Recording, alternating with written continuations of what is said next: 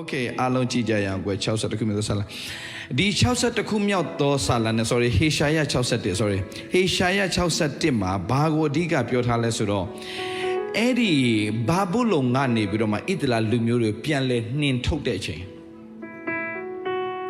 တိန်းသွားတော့လဲသူတို့ပဲပြန်နှင်ထုတ်တာလဲသူတို့ပဲလှုပ်တယ်လို့ခံနေရတာဣသလလူမျိုးတွေမြန်မာလူမျိုးတွေနဲ့များဆင်းနေသလားလို့ထင်မိတယ်နော်ဆိုတော့ဖခင်ကဒီနေ့မှာဘာစကားပြောချင်လဲဆိုတော့မနေ့ကလည်းဆရာပေါ်ကဇီးုံမြို့သားတို့ရဲ့ဝမ်းမြောက်စရာအကြောင်းပြောသွားတယ်ဒီသချင်းလေးကိုလည်းပတ်တာမနေ့ကတော်တော်လေးနားထောင်ရင်းနဲ့တော်တော်ကောင်းကြီးဖြစ်တယ်ဘယ်တော့ရေးထားလဲသချင်းကဒီကိုမလာခင်လေဒီကိုမလာခင်ဆိုပါလားမနှစ်ကမြန်မာပြည်မှာရေးတာဗောအဲ့ဒါကိုဥထားတာမထုတ်သေးတာ very good သူ့အပါကိုပေးဆိုခြင်းလို့သူကဥထားလာလက်ကစားတာလက်ကစားဆိုဒီတချင်းလေးတိုင်းပဲဒီမှာရှိတဲ့ညီကိုမောင်မတွေအားလုံးပြောပြခြင်းတယ်ဖခင်ကအယံတစ္ဆာရှိတယ်ဗျာအကျိုးနည်းစေဖို့အကြံစီတဲ့အကြံစီဖခင်မှာတခုမှမရှိဘူးမျော်လင့်တဲ့အကျိုးကိုရဖို့ပဲဖခင်ကပြင်ဆင်ထားတာဖြစ်တယ်ဒါပေမဲ့တင်နားလည်ရမယ့်အရာတစ်ချက်တော့ရှိတယ်အဲ့ဒါဘာလဲဆိုတော့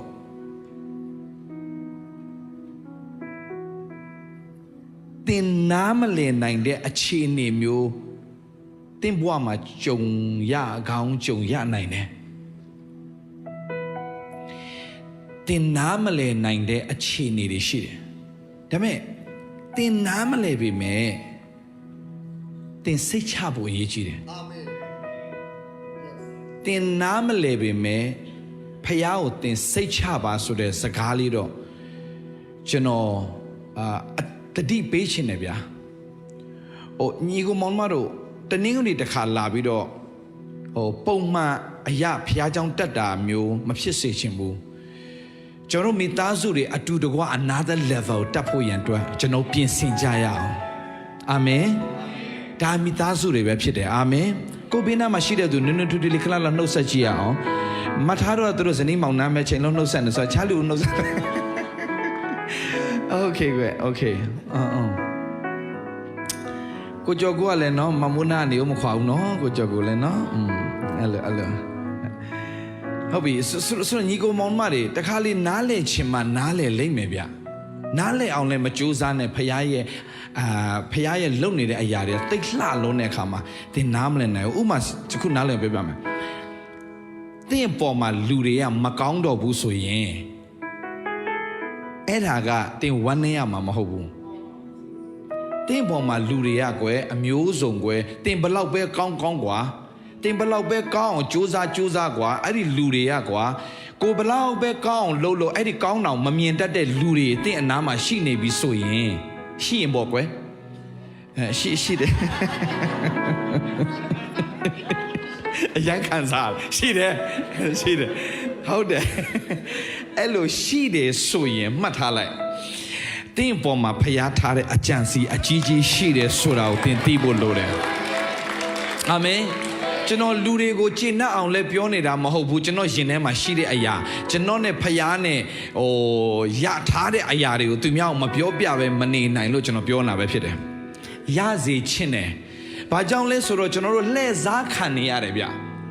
လှည့်စားခံနေရတယ်စာရငါကျွန်တော်တို့ကိုအမျိုးမျိုးသောအကြောင်းအရာတွေနဲ့လှည့်စားတယ်အင်္ဂလိပ်လိုဆိုတော့ temporary circumstances လို့ခေါ်တယ် temporary circumstances ဆိုတာကဖြစ်တဲ့လက်ရှိအခြေအနေလေးတွေကလမ်းဆုံးသွားပြီလို့ထင်ရလောက်တဲ့အခြေအနေမျိုးထိစာရငါလှည့်စားတတ်တယ်ဥမာဗျာယောသကမတည်သေးပါဘူးဒါပေမဲ့ယောသတည်သွားပြီဆိုတဲ့သတင်းစကားကို evidence နဲ့သူရဲ့သားတွေကသူ့အဖေကိုလာပြတယ် အဖေရဲ့သားငယ်တည်သွားပြီဒီမှာကြည့်ဆိုပြီးတော့မှဘာဖြစ်လဲတရိษံရဲ့အသွေးနဲ့နှစ်ထားတယ်သူ့သားရဲ့အဝတ်ကိုယူလာပြီးတော့ပြတဲ့နေ့ကနေစပြီးတော့မှယာကုပ်ကဘာဖြစ်သွားလဲဆိုတော့သူကလူသားအသက်ရှင်ပေမဲ့စိတ်ကသေသွားပြီဘာကြောင့်လဲဆိုတော့သူမျော်လင့်ထားတဲ့သားကတယောက်ပဲရှိတယ်အဲ့ဒါကယောသ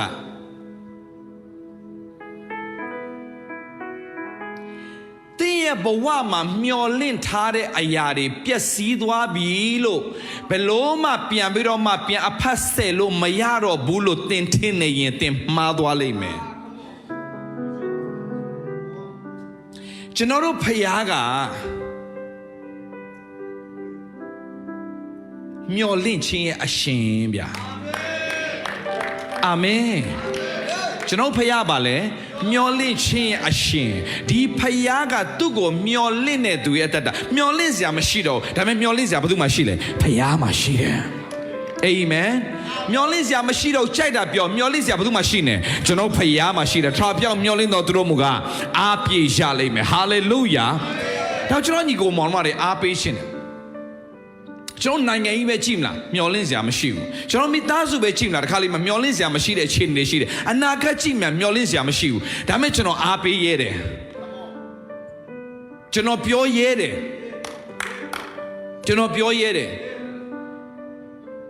ဘာဖြစ်လို့လဲဆိုတော့ကျွန်တော်ရဲ့ life ကကျွန်တော်ကကိုစမ်းသပ်ပြီးမှဟုတ်ပြီဆိုမှလူမျိုးကျွန်တော်ပြောရတဲ့သူဒါကြောင့်ကျွန်တော်က concept နဲ့ကျွန်တော်တရားမဟုတ်ကျွန်တော် conviction နဲ့ကျွန်တော်တရားဟောတယ်လူတရား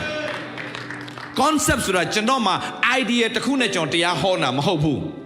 ကျွန်တော် conviction နဲ့ကျွန်တော်အထဲမှာရှိတဲ့အရာလုံးဝအာမခံချက်နဲ့ကျွန်တော်ဟောရတယ်ဒါကြောင့်ကျွန်တော်တရားဟောရင်အတန်ကျဲတယ်ဘာလို့ကျဲတာလဲဆိုတော့ကျွန်တော်ကအားရပါရဒါရအာမခံချက်ပေးနိုင်လောက်တဲ့ဟာကွာဆိုတာကိုကျွန်တော်ကအာမခံချက်အပြည့်နဲ့ကျွန်တော်ဟောရတယ်အာမင်ဆိုဒီဟေရှာယ61ကိုကျွန်တော်ဖတ်ရင်းနဲ့ကျွန်တော်အယံခွန်အားရတယ်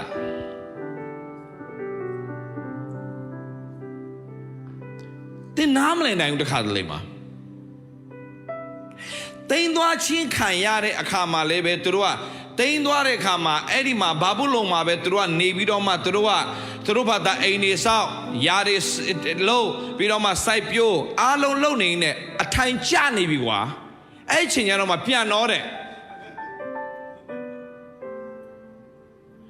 ဘာဘူးလုံနိုင်ငံကသူ့ကိုသူတို့ပြန်ခိုင်းလိုက်တာ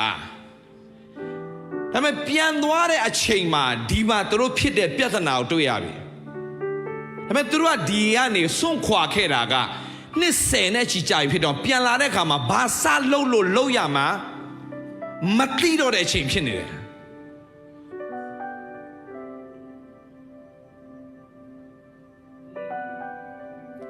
ကျွန်တော် live ကတခါတလေမှာအဆင်ပြေမယ်လှုပ်လိုက်ပြန်ပြက်စီးသွားလိုက်အစနေပြန်စလိုက်ဟုတ်လာပြီဆိုတဲ့အချိန်မှာပြန်ပြက်စီးသွားပြန်ပြီပြန်စပြန်ပြီဆို live ကဘာလဲလို့တင်ထင်ရတဲ့ချိန်ရှိကောင်းရှိနိုင်တယ်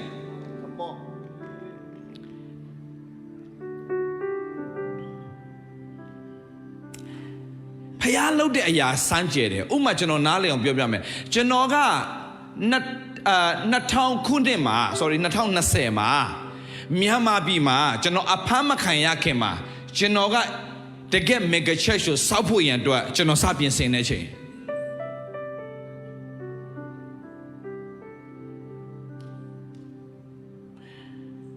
အမတုံးလမ်းမပေါ်ကနေပြီးတော့မှအဲ့ဒီကျွန်တော်မိတ်ဆွေတယောက်ကလည်းဒီမှာ mega church စောက်မယ်ဆိုရင်ရော့ဆိုတော့ဧကကို10နဲ့ချီပြပြီးသွားပြီကျွန်တော်အမတုံးလမ်းမကြီးပေါ်မှာနေရာကောင်းရင်ဆွဲပြီဝုန်းဆိုဖန်ခံထိသွားတယ် why နားမလည်နိုင်ဘူးဒါပေမဲ့ဘယ်တော့မှဖះ why ဆိုတဲ့စကားမပြောရဘူးဖះကကြုံမြင်တဲ့ဖះရှင်ဖြစ်တယ်တို့ကဒီတကွက်လေးပဲမြင်တာတို့ကတာတို့ပဲမြင်တာဖះကတာရှည်မြင်တဲ့ဖះရေရှည်ကိုမြင်တဲ့ဖះတော့တင်နားမလည်နိုင်တော့ညာလဲဖះကအကောင်းဆုံးလုပ်နေတယ်ဆိုတော့သူဝန်ခံတတ်ဖို့အင်မတန်အရေးကြီးတယ်အာမင် အဲ့2020ကျွန်တော်အဖမခံခင်ချိန်မှာကျွန်တော်ကလုံးဝ plan နဲ့အကုန်ဆွဲထားပြီးတော့မှ step by step အကုန်လုပ်ဖို့ကျွန်တော်အကုန်ပြင်ဆင်ထားပြီးသားစကြည့်ဗျာရှင်းပြောရရင်လူအနေနဲ့ပြောမယ်ဆိုရင်ကျွန်တော်အတိုင်းဝိုင်းတစ်ခုခိုင်မာတဲ့အတိုင်းဝိုင်းတစ်ခုတိဆောက်ပြီးသွားပြီကျွန်တော်ကတင်းဆိုအကုန်လုံးဖြည့်ဆည်းခြင်းခံလိုက်ရတယ် Okay အဲ့ဒါကောင်းဖို့အာမင်အဲ့ဒါကောင်းဖို့တင်နားလေရှင်မနားလေလိမ့်မယ်တင်ရဲ့ life မှာလည်းတင်အကောင်းဆုံးလုပ်နေနဲ့တင်ပျက်စီးသွားတယ်ဆိုရင်မှတ်ထားညီကိုမောင်မတို့အဲ့ဒီထက်သာ၍ကောင်းသောအရာကိုဖခင်ကပြင်ဆင်ထားပြီးသား Hallelujah အဲ့ဒီထွက်ကြီးတဲ့အရာတွေဖခင်ကပြင်ဆင်ထားပြီးသားကျွန်တော်တို့ကဒီလောက်ပဲမြင်တတ်တယ်ဖခင်ကဒီလောက်ကြီးပြင်ဆင်ထားတဲ့ဖခင်ရှင်ဖြစ်တယ်ဆိုတာကိုတင်နားလည်ဖို့ဖခင်ခံလို့တော့ရှိတယ်အာမင်။နောက်တင်ဘယ်တော့မှစိတ်သက်ကြစရာအကြောင်းမရှိဘူးဘယ်တော့မှတင်ရဲ့ပြဿနာလေးကိုပုံကြီးချက်စရာအကြောင်းမရှိဘူး Never ever magnify your problem you have to magnify your God hallelujah hallelujah God is good all the time God is good amen ဖခင်ကအမြဲတမ်းကောင်းမြတ်တဲ့ဖခင်ရှင်ဖြစ်တယ်တင်ဘယ်ချိန်နေမှာပဲဖြစ်ဖြစ်တာ၍မြင့်တဲ့ကုန်းမြင့်မော်ဆက်ပြီးတက်ချင်တယ်ဆိုရင်တင်ရွတ်မှာတခုပဲရှိတယ်ဘယ်ပြဿနာပဲလာပါစေချီးမွမ်းခြင်းကိုတင်ယူတတ်တဲ့အတ္တဖြစ်ပါစေ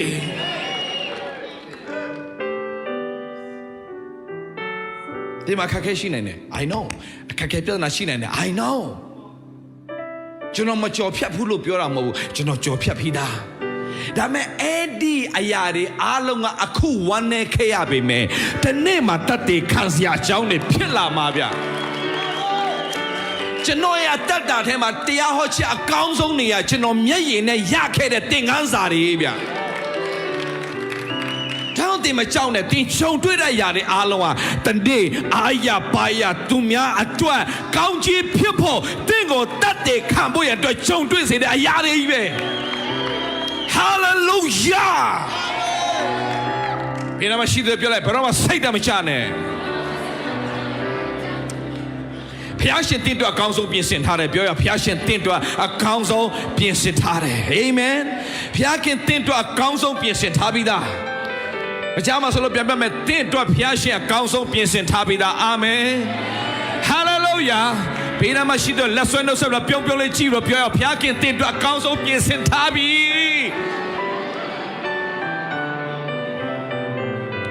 To God be the glory hallelujah ဖျားခင်တင့်အတွက်အကောင်းဆုံးပြင်ဆင်ထားပြီအာမင်တင့်အတွက်ဖျားရှင်အလှပဆုံးနဲ့လှုပ်ဆောင်နေပြီအာမင်God will make a way where there seems to be no way. He works in way we cannot see, but He will make a way for you definitely. Hallelujah. ငါမှဘာမှမရှိဘူးပြောလိုက်စမ်းပါငါတို့အကောင်းဆုံးပြင်ဆင်ထားတဲ့ယေရှုရှိတယ်ငါမှလမ်းမရှိတော့လမ်းတစ်ကိုပြင်ဆင်ပေးတဲ့ယေရှုရှိတယ်ရှိုက်တဲ့လူကလမ်းတွေပိတ်ပါစေလမ်းတစ်ကိုပြန်ဖွင့်တဲ့ဘုရားကျွန်တော်တို့ဘုရားရှင်ဖြစ်တယ်တင်းကိုပိတ်တဲ့လူကိုသွားပြီးတော့မှအာယုံမဆိုင်ပါနဲ့ဖွင့်ပေးမယ်ဘုရားကိုပဲအာယုံဆိုင်စမ်းပါလူကလမ်းတလမ်းပိတ်တယ်ဘုရားကလမ်းခုနှစ်သွယ်ပြန်ပြီးတော့မှပြင်ဆင်နိုင်တဲ့ဘုရားရှင်ဖြစ်တယ်အာမင်ဟာလေလုယာဒါကြောင့်ကျွန်တော်အမြဲတမ်းဝန်ခံတဲ့ကြံပိုက်ရှိတယ်ဟေဘရဲအခန်းကြီး73ငယ်6ဘာပြောလဲထို့ကြောင့်တာလေယူပါကွယ်ထာဝရဘုရားသည်ငါ့ကိုမဆတော်မူသည်ဖြစ်၍လူသည်ရဲပြောလိုက်စမ်းမအခြေအနေတွေဆိုးရွားတဲ့အခြေအနေထဲမှာပင်လေပြောလိုက်စမ်းမငါ့ကိုမဆမယ်ဘုရားရှိတယ်လို့ confident အပြည့်နဲ့ပြောလိုက်စမ်းမငါ့ကိုမဆမယ်ဘုရားရှိတယ်အာမင်မဆာခဲ့တဲ့ဖယားမဆာနေတဲ့ဖယားမဆာအောင်မဲ့ဖယားကျွန်တော်ရင်ခုန်စွာနဲ့ကျွန်တော်ပြောစီရှင်နေဗျာမဆာခဲ့တဲ့ဖယားရှိလားမဆာနေတဲ့ဖယားလားပြောလိုက်စမ်းမဆာအောင်မဲ့ဖယားလို့ရဲပြောစမ်းမဆာအောင်မဲ့ဖယားငါမှရှိတယ်တင်းကိုကြိုက်တဲ့လမ်းနဲ့လူတွေပိတ်ပါစေ Hallelujah. Hallelujah. Hallelujah လူကလမ်းတစ်လမ်းပိတ်ရင်ဖခင်ကလမ်း9လမ်း10လမ်း9လမ်း10လမ်းပြန်ဖွင့်ပေးတယ်ဖခင်ဒါမဲ့ကျွန်တော်ပြဿနာကလမ်းပိတ်တဲ့လူကိုသွားအာယုံစိုက်တယ်လမ်းဖွင့်ပေးမယ်ဖခင်ကိုအာယုံမစိုက်တတ်ခြင်းကျွန်တော်ရှုံးနေနေတာ Come on Hallelujah ကျွန်တော်အာယုံစိုက်တာမမားစေနဲ့အာယုံစိုက်တာမမားစေနဲ့တင်းကိုပြဿနာရှာတဲ့သူအာယုံစိုက်ရတာမဟုတ်ဘူး Hallelujah တင်းတို့အကောင်းဆုံးပြင်ဆင်တဲ့ဖခင်ကိုအာယုံစိုက်ရတာပြဿနာရှာနေပါစေအဲ့ဒီပြဿနာရှာတဲ့လူတွေရှေ့မှာဖခင်ကအံ့ဩစရာဖြစ်အောင်ဖခင်ကအလုံးလုံးနေတဲ့ဖခင်ရှင်ဖြစ်တယ်ကျွန်တော်ဖခင်ဘလို့ဖခင်မျိုးလဲအံ့ဩပွေမှုကိုပြုတဲ့ဖခင်အံ့ဩပွေတိုင်မင်ပတ်တကိုးကြီးသောဖခင်ထာဝရဖငြိမ့်သက်ခြင်းအရှင်ဒီချင်းလေးရရင်ဆွေရအောင်ကိုတော်သည်အံ့ဩပွေအံ့ဩပွေအံ့ဩပွေဂျာနို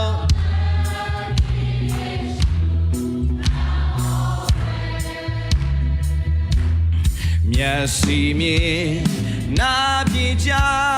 ချမ်းသာနိုင်ရေတာတာဂျာနောတာခေယေရှုအောဘွယ်ပြခင်အောဘွယ်လုံးမဲ့ယုံကြည်အောင်ဘိုးတော်သည်အောဘွယ်အောဘွယ်အောဘွယ်ဂျာနောတာခေယေရှု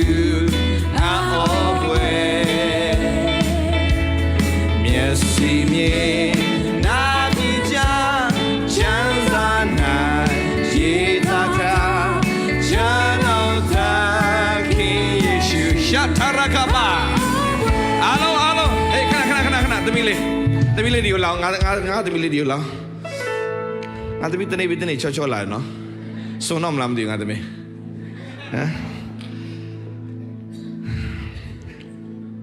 သမီး action လေးလုပ်ပြသမီးလေးအဲ့ရှင်ရတယ်မလားကိုတော်သည်you know the song in English okay when you remember just let me know it's recorded in God's word then I cannot remember it okay then okay ကိုတော်သည်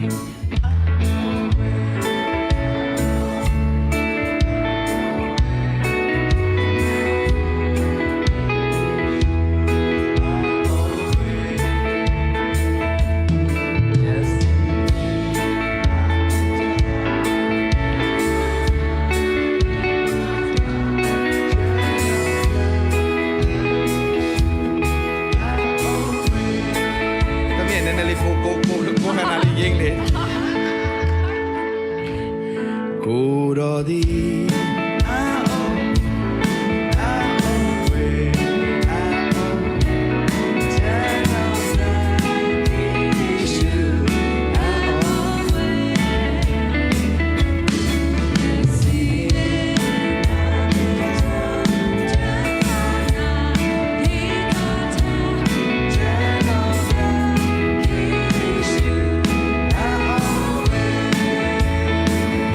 ငါသမီးစပယ်လာမယ်သမီးလောက်တာဆရာကြည့်တယ်တော်လေးကိုအဆင်ပြေနေသမီးရဲ့ဒါတွေကသူတို့ဆန်းစကမှကြီးလာတဲ့ဖွဲ့တွေဆိုတာဟုတ်ပြီသူတို့မြင်ရလားအားလုံးမြင်ရတယ်โอเคဒါဆိုမတ်တက်ထားရအောင်မတ်တက်ထားပြီဆိုမမြင်ရတော့အပေါ်တက်မယ်ငါသမီးနေရသွား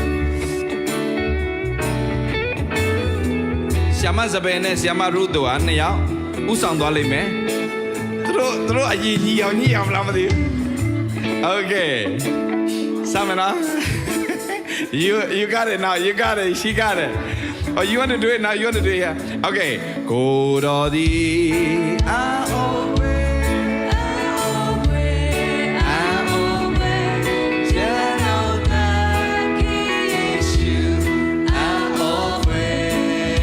Yes me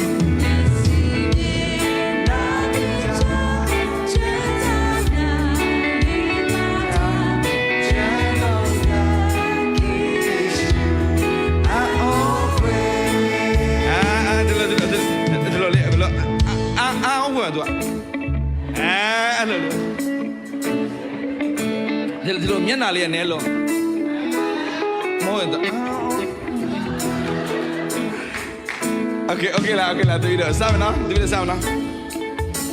ဘယ်ဘာစားရင်းလဲသမီးလေးကိုတော်ဒီ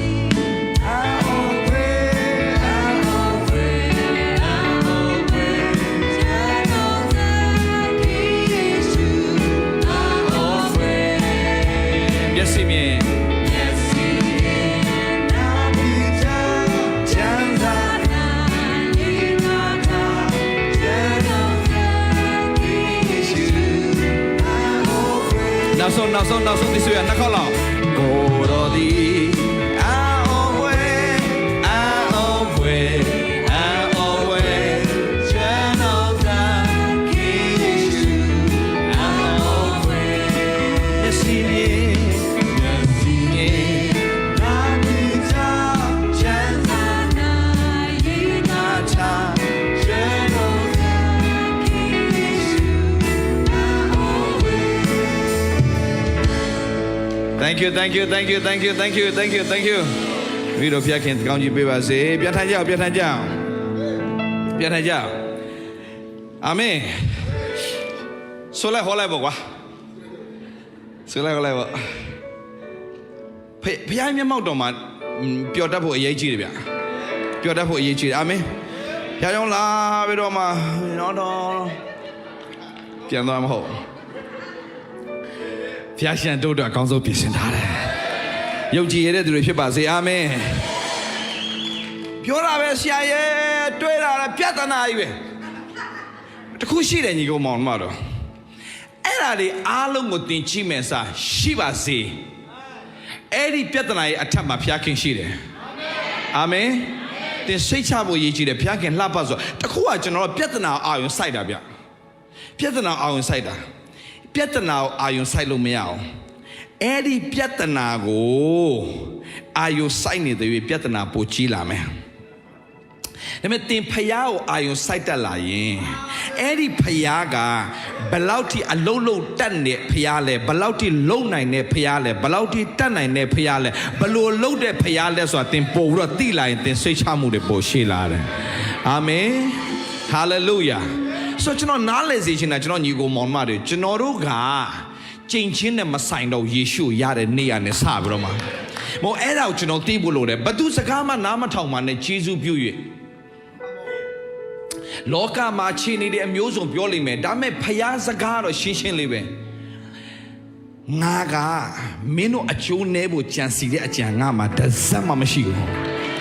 ငါမင်းတို့အတွက်အကောင်းဆုံးဘယ်လိုလုပ်ပေးရမလဲဆိုတာပဲငါအမြဲတမ်းစဉ်းစားပေးနေတဲ့ဖယားရှင်ဖြစ်တယ်။သင်နားလေသဘောပေါက်ရမှာကသင်ကောင်းခြင်းဆိုးခြင်းအပေါ်မှာသင်ကိုဖယားသခင်ကမဆနေတာမဟုတ်ဘူးဗျ။ဖယားကဗဒိညင်အပေါ်မှာမဆတယ်ဖယားကျွန်တော်နားလေအောင်ရှင်းပြမယ်ဖယားဘယ်လိုဖယားမျိုးလဲဗဒိညင်ကိုစောင့်နေဖယား covenant keeper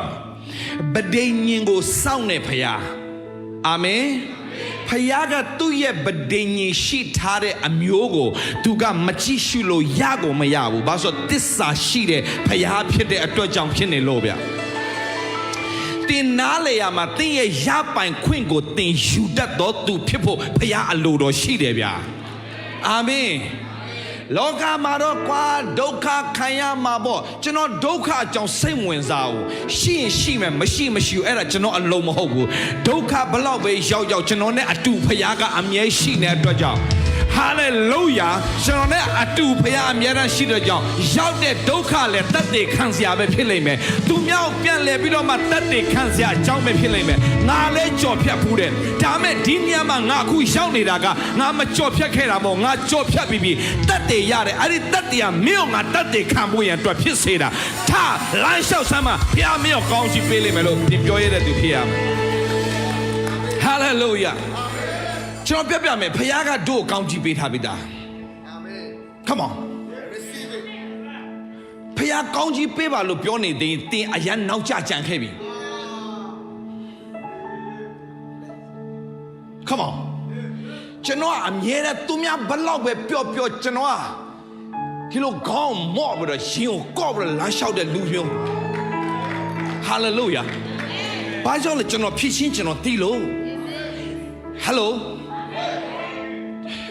ကျွန်တော်ဖြစ်ချင်းကိုကျွန်တော်သိလို့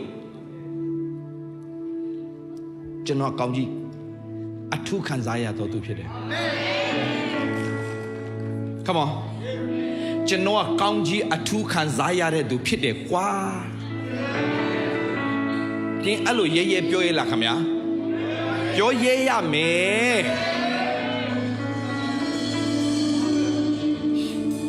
ဒီကောင်စကားကြီးကြီးကျယ်ကျယ်ပြောခဏနေဒုက္ခရောက်တွေ့မယ်ငါတို့ ਨੇ Hey မပူနဲ့ပြောလိုက်မပူနဲ့လို့ဝင်ပြောလိုက်ခဏပဲဖယားသားသမီးတို့ခါနဲ့ဒုက္ခလဲခဏပဲပြန်ရတာထာဝရ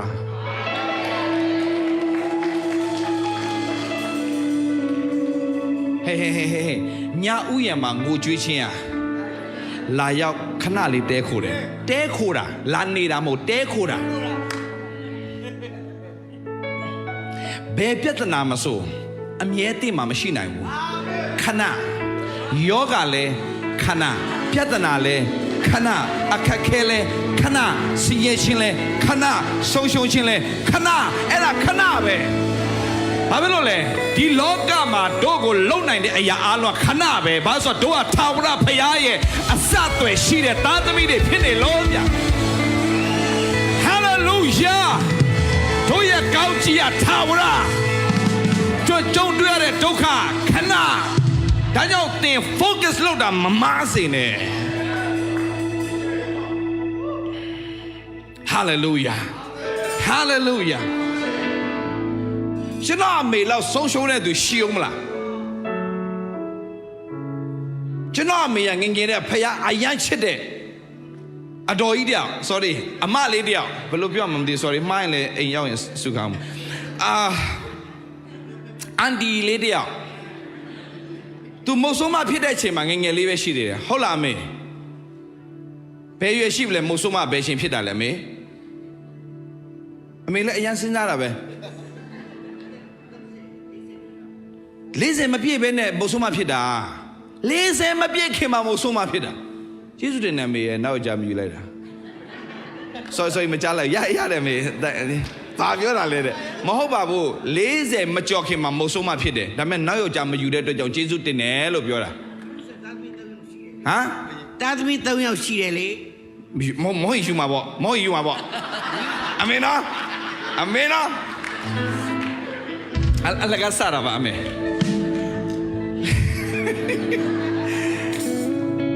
မုတ်ဆိုးမဖြစ်တဲ့ချိန်မှာသားသမီး3ယောက်ရှိပြီ40မကျော်သေးဘူးအရွယ်ကောင်းအပြင် तू ကလည်းပညာတတ်ပါညာလေကျောင်းဆရာမကြီးလေဆိုတော့ကျောင်းပြုတ်သွားလဲ तू ကအင်္ဂလိပ်စာကျူရှင်ပြစားတယ် तू မှလည်းပတ်စံရှိတာပဲ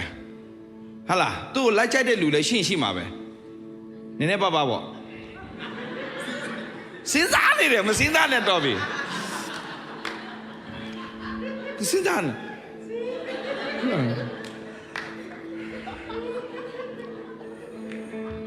ကြည့်အလုပ်ပြုတ်တယ်88အရေးခင်မှာစင်ပေါ်မှာတက်ပြီးတော့ကျောင်းသားတို့လှုပ်လိုက်တာပြုတ်သွားအောင်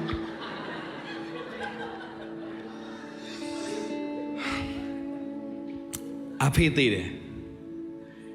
သူအားကိုရတဲ့အကိုကြီး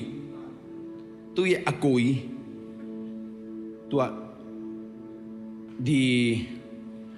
တက္ကသိုလ်မှာဆိုရင်လှိုင်တက္ကသိုလ်မှာနော်ဟုတ်လားအမေသူကတမိုင်းကတိကမြန်မာပြည်တမိုင်းတွေပါရေးတယ်သူအဲ့ကတိကဖြစ်တဲ့နေ့မှာပဲသူသေးတာဆိုတော့သူကသူ့အကိုလဲသူအရန်အားကိုရတဲ့သူ့အကိုလဲသွားပြီသူ့ယောက်ျားလဲသွားပြီတိတ်မကြောက်သူ့ရဲ့သမီးကျွန်တော်ရဲ့အမအကြီးဆုံးအသက်22နှစ်နဲ့သေးတယ်22နှစ်အမေကျွန်တော်အတုပါချခဲ့တယ်ကျွန်တော်သိတယ်အမေ22နှစ်အသက်22နှစ်တည်းကျွန်တော်မျိုးလုံးထဲမထွက်ဘူးအမေ account မှာအသက်22နှစ်တဲ့နော်လေးထူးတဲ့ကျွန်တော်ဒီနေ့မမေ့ဘူးကျွန်တော်အုံတော်ရန်ကောင်းတယ်ကြီးတော်ကြောင့်22နှစ်အဲ့ချိန်မှာကျွန်တော်ရေးလဲကြည်ကွဲတာအဲ့22နှစ်မှာကျွန်တော်အမကလေးတယောက်ရနေပြီ accidentally ရတာဒါလည်းနောက်မှပြောပြမယ်ကျွန်တော်မရှိလို့မပြောဘူးနောက်မှကျွန်တော်အကုန်ဖော်တာမပူနဲ့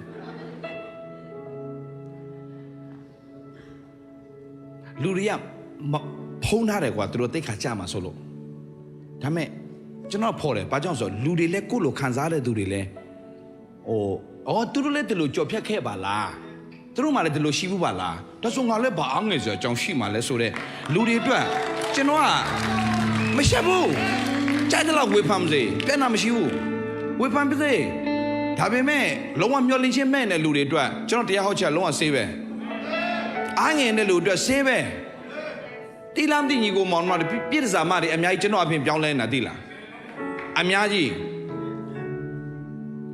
မရင်းကောင်တွေအများကြီးပြောင်းလဲနေတာကျန်တဲ့ပုံကိုယ်တွေအတွက်တော့ကျွန်တော်ဟုတ်ချင်မဟုတ်မယ်လေဒါပေမဲ့မျောလင်းချင်းမဲ့ပြီးတော့မှလမ်းဘေးရောက်နေကောင်တွေအလားငါတို့ကဒီလိုပွားနေပဲလမ်းဆုံးမယ်ဆိုတဲ့ကောင်တွေကကျွန်တော်တရားဟောချက်နဲ့လွတ်မြောက်တာဗျအဲ့ဒီအတွက်ကျွန်တော်အသက်ရှင်တာပျော်တယ်ဗျတမျိုးလုံးဝိုင်းပယ်ထားတဲ့ဇက်ကဲကိုယေရှုကစိတ်ဝင်စားတယ်ဗျကျွန်တော်တို့ကခရစ်တော်အတွက်အသက်ရှင်နေဆိုရင်အဲ့ဒီသူများပယ်ထားတဲ့လူကိုကျွန်တော်စိတ်ဝင်စားပြီးသူ့ရဲ့နေရာကိုပြန်ပြီးတော့တဲမှာပေးဖို့အရေးကြီးတယ်ဗျကျွန်တော်ခရစ်ယာန်တွေကလူကောင်းတယ်ပဲပေါင်းချင်တာဗျအဲ့ဒီမကောင်းတဲ့လူတွေဆိုတာလဲမကောင်းတဲ့လူကမကောင်းချင်လို့မကောင်းနေတာမဟုတ်ဘူးဗျသူတို့လည်းကောင်းချင်မယ်မကောင်းတာအဲ့တော့ဖခင်ရဲ့မေတ္တာခံစားသွားရင်ဒီလူကပြန်ကောင်းသွားတာပဲကျွန်တော်တို့ကလောက်ရမှာဖခင်เจ้าဆိုတာဖခင်မေတ္တာကိုခံစားဖို့ပြရမှာဗျဖခင်เจ้าဆိုတာကဖခင်မေတ္တာအလူငွေကောက်စားဖို့ဖခင်เจ้าထားတာမဟုတ်ဘူးပြောရင်လည်းနိုင်ငံရေးတွေပါလာတော့မယ်မပြောတော့ဘူး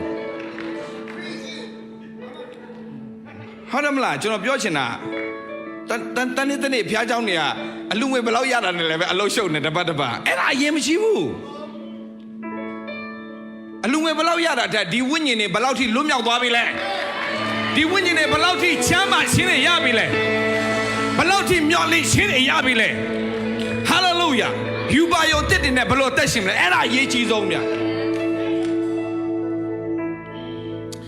ကျွန်တော်မှ22နှစ်မှာဗျခလေးတယောက်ရပြီအဲ့ကလေးကလေးဘက်ထောက်လေကျွန်တော်အမသေးပြီအဲ့ကလေးကလည်းလေးဘက်ထောက်ဆိုတော့ဗျတေနဲ့အမေကို तू ကောမတော့ तू နှုတ်ဆွချင်တာလေဟာဒီမြင်ကွင်းဟာကျွန်တော်တို့မမေ့နိုင်ဘူးအနိဋ္ဌာယုံပဲဘာဖြစ်တာလဲငါမိသားစုဟာဘာဖြစ်တာလဲငါမိသားစုဟာငယ်ငယ်တည်းကဖခင်เจ้าမှာကြီးလာတဲ့မိသားစုဗျဖခင်ဆို number 1ဗျကျွန်တော်တို့မိသားစုဟာအဲ့ number 1မှာရှိတဲ့မိသားစုကဖခင်အတွက်ဆိုအမြဲတမ်းသက်ရှင်တဲ့မိသားစုကဘာဖြစ်တာလဲနားမလည်နိုင်ဘူးနားလည်ဖို့မကြိုးစားနိုင်ညီကိုမောင်မတို့နောက်ပိုင်းမှာကျွန်တော်သိတဲ့အရာတစ်ခုကတော့ဒီလိုတွေဖြစ်တယ်ဗျာစဉ်းစားကြည့်ပဲကျွန်တော်အမေမှာတာသမီ3ယောက်ရှိတယ်ယောက်ျားရှိတယ်တာမန်မိသားစုက9ယောက်ရှိတယ်ကွာဟုတ်လား9ယောက်လားတော့9ယောက်ဟုတ်တယ်9ယောက်အကုန်မရှိတော့ကျွန်တော်လည်းမမှတ်မိတော့9ယောက်ရှိတဲ့အထဲမှာအဖေတေဝါပဲအကိုတေဝါပဲအမတေဝါပဲ40မကျော်ဘူးအကိုနဲ့အမဆို40မကျော်ဘူးကျွန်တော်လည်းစာတန်ကသူတို့အတုပချတဲ့နေ့မှာပဲအမြဲတမ်းဒီထဲမှာလာပြောတာမင်းမကြော်စေရဘူးမင်းမကြော်စေရဘူးဒီထဲမှာအတန်မဲမဲကြီးတခုလာပြီးတော့အမြဲတမ်းပြောတယ်တော့ကျွန်တော်နားလည်စီချင်တာကျွန်တော်တို့ဖျားเจ้าတက်နေတာထက်ဖျားစကားနဲ့အသက်ရှင်တက်မှာအဆင်ပြေမှာဗျာCome on ဖျားเจ้าတက်နေတာဝိจิတန်းကြီးမတက်ပါနဲ့ယေရှုပြု၍ဖျားစကားကိုရအောင်ယူကျွန်တော်တို့ဘဝရဲ့အာမခံချက်ကဘယ်သူစီမှမရှိဘူးဖျားစကားမှာပဲရှိတာဗျာဖျားစကားကိုခိုလုံတက်မှာတို့ကဒီလောကရဲ့ချင်းချောက်မှုတွေကနေလွတ်မြောက်မှာဗျာမိသားစုချင်းချောက်စာဝတ်နေရေးချင်းချောက်အမျိုးစုံချင်းချောက်မှုတွေထက်နဲ့လွတ်မြောက်ခြင်းရင်တို့မှာဖျားစကားရှိဖို့အရန်ရေးကြီးတယ်။ဘတ်တာဖျားစကားကတကယ်တကိုးပါတယ်ဖျားရဲ့စကားကြီးအဲ့ဒီဖျားစကားနဲ့တွားရင်မဖြစ်နိုင်တဲ့အရာတွေကိုဖြစ်စေတဲ့ဖျားဖြစ်တယ်။အဲ့ဒီကြားထဲမှာကျွန်တော်အမေရဲ့ဘဝကိုကြည့်လိုက် တာဆုံးသမီးဆုံးယောက်ျားဆုံးအလုတ်ပြုတ်ဘာမှမရှိတော့တဲ့ဘဝဒါပေမဲ့ तू ကယေရှုရှိတယ် तू ဒီနေ့ထိ तू မမေ့နိုင်တဲ့အိမ်မက်တစ်ခုရှိတယ်အဲ့ဒီအိမ်မက်ကဘာလဲဆိုတော့ तू ကရေထဲမှာတဲ့ကိုင်းစရာဘာမှမရှိတော့ဘူးတဲ့မုန်တိုင်းတွေလည်းထနေတယ်တဲ့အဲ့ तू ဘယ်တော့မှမမေ့တဲ့အိမ်မက်ဒါပေမဲ့ तू ကအဲ့ဒီထဲမှာကြောက်ပေါ်မှာ तू ကမလဲကျသွားဘူးတဲ့ကြောက်ကရှိနေရေထဲမှာကြောက်စာခရစ်တော်ပဲလေဒါပေမဲ့ကျွန်တော်ပြောပြမယ်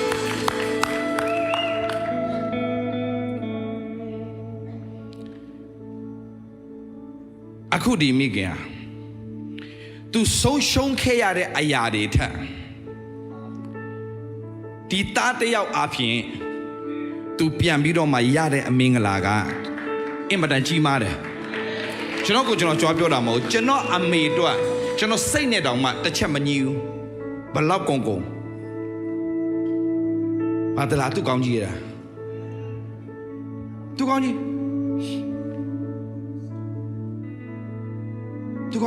အသက်ကြီးစင်မှာကောင်းသောຢာနဲ့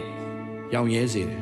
ဒါကျွန်တော်လက်တွေ့ပြတာသူများကိုမပြောချင်ကျွန်တော်မိသားစုပဲကျွန်တော်လက်တွေ့ပြတာကျွန်တော်မိခင်ကိုကြည့်ကျွန်တော်မိခင်ဆုံးရှုံးခဲ့တာအများကြီးပဲမဟုတ်လားအမေ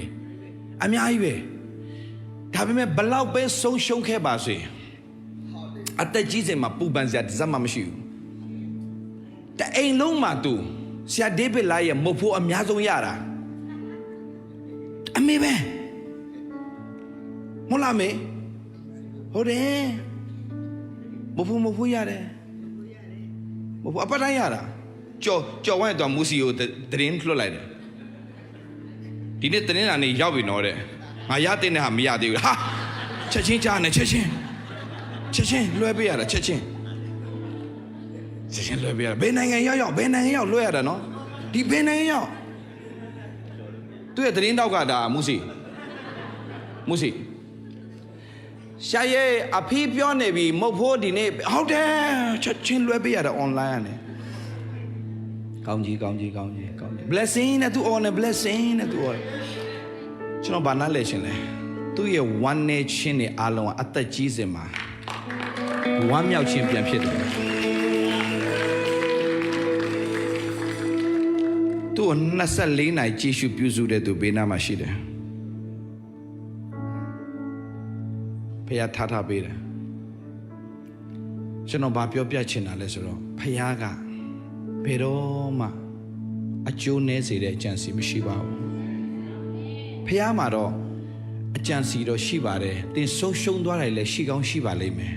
ဒါပေမဲ့တင်နားလည်ရမယ့်အရာကတခုပဲကျွန်တော်သိလိုက်တဲ့အရာတခုကတော့ကျွန်တော်မိခင်ရဲ့ခိုင်မာတဲ့ယုံကြည်မှုလက်ဆင့်ကမ်းတော်ရတာကျွန်တော်တယောက်ပဲရှိတယ်သူတော်ဒုက္ခရောက်တဲ့ချိန်မှာဖယောက်ဖတ်တွေ့ခဲ့တာပဲငါဘာလို့မဖတ်တွေ့ရမှာလား